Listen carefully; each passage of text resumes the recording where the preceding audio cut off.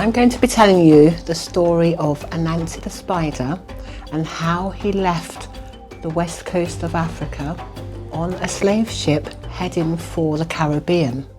He stayed in the Caribbean for over 400 years before he was given the opportunity to travel on the Windrush ship all the way to Britain. This is how our story begins. Right, so on that Windrush ship, Anansi met many friends. He would listen to their conversations and he would eat niblets of their foods and he would listen to their laughter and he would have a wonderful time until the ship came to a spluttering and a cuttering and it grounded to a halt. They had reached Tilbury, and Anansi thought to himself, what am I going to do? It's cold, I need to hide somewhere. So he jumped and hid inside the grip of Mr. Jones. Mr. Jones was heading to a town called Bedford, which is in the east of England. When he was finally brave enough to come out, Anansi scurried out and made his way to the riverbank. At the riverbank, he saw the most beautiful bridge, which he decided to climb. It took him many minutes, but he'd reached the top, and from there he could see far and wide. He could see the river, he could see the castle mounds, he could see flowers and islands and all sorts of beautiful animals scurrying around and flying and swooping and swimming. He was wondering who was going to be his friend, who was going to make him his next meal.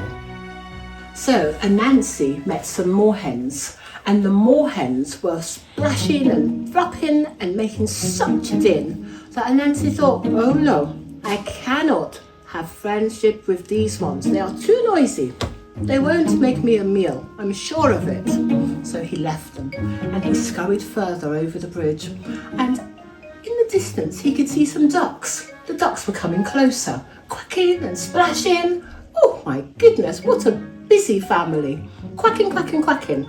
And Anansi thought to himself, I would like to talk to these creatures, but they are talking too much. They will never have the time to feed me. So he left those ones. He carried on, moving across the bridge, and then he saw the most beautiful bird. It was a kingfisher. In its mouth, in its beak, it had a whole fish. When Anansi saw the way the kingfisher had caught the fish, he said, oh no, I hope I won't be his next meal. Oh, so Anansi was thinking to himself, how am I going to find a meal? Who is going to be my friend in this Bedford town?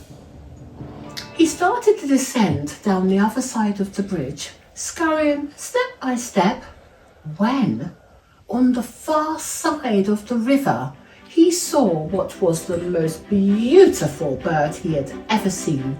It was white and slender and had a beautiful S-shaped neck. And Anansi knew that he had finally found a friend. He was so excited. He scurried along the riverbank.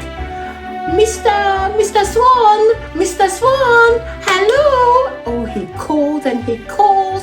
Mr. Swan, you must hear me. Oh, I will have my meal today. Mr. Swan. And Anansi scurried and scurried and scurried and scurried until he was right beside Mr. Swan. Mr. Swan came closer to him, but for some reason, he did not look very pleased. He quietly moved closer to Anansi, and then he stretched his long neck out. Anansi became quite afraid and thought, Mr. Swan, what is this? What is the problem? Mr. Swan said, oh, why are you calling my name like that? I am the most beautiful bird on the river, and nobody shouts at me like that. Awful, rude. And Anansi said, I only want a friend. I only want somebody to help me find a meal. I'm new here. Then Anansi had a quick idea. He said, Mr. Swan, if I can tell you one of my stories, surely you'll give me a meal, eh? The swan said haughtily. Oh, I've lived on the river for many, many years, and there's no story that you can tell me that I haven't heard before. Anansi thought for a second. And he said, Mr. Swan, the place I have come from is very, very far. I am sure you have never heard my story before. Mr. Swan, being quite a conceited fellow, said, look, I'm sure I've heard every story that's worth hearing. However, I'll give it a go. If you can tell me a story that I have never heard before, that actually makes me smile, I'll invite you for dinner. You will come and eat with me. So, Anansi, being Anansi, feeling full of charm and full of cleverness, said, right, Mr. Swan, are you sitting comfortably? Mr. Swan said, well, I'm on my river. Mr. Anansi said, then I'll begin. And this is the story Anansi told. One day, I was in my grandma's yard. And you know, I was digging and I was planting out the seeds for her to grow her yam. And my grandma said, keep working, Anansi. You've got lots and lots of work to do. So Anansi was busy. Suddenly, grandma said to him, look, Anansi, I finished making the beans. The pot is bubbling and the beans are smelling tasty. Please, I'm going to get some more spice. Keep one eye on my pot and keep your other eye on your digging. And make haste. Don't waste time, Anansi. And she was gone. And Anansi kept digging and digging. The sun was beating down and he could smell the delicious beans that were cooking in Granny's pot. Every time he was digging, they smelled good. And Anansi, being Anansi, his hunger was burning him. So he said to himself, if I just have a little scoop of those beans, Granny dear will never know. So that's what he did. He went to the pot and he dished himself a little scoop of beans and he sat and he ate them. Oh, they were tasty. They were tasty. He ate and he almost forgot himself. He was so content. Before he knew what was happening, he could hear Granny coming back. Anansi! Anansi! I hope you finished there in that field there. We've got work to do. Anansi, hearing his grandma, thought, oh my goodness, my beans, my shovel, what do I do? He lifted his hat, pushed the whole plate of beans under his hat and put his hat back on. The beans were dripping down his face. When Grandma came back, she called, Anansi! Anansi! Have you been looking after my beans? I hope they're not burnt. Anansi quickly came out. Granny was shocked to see him.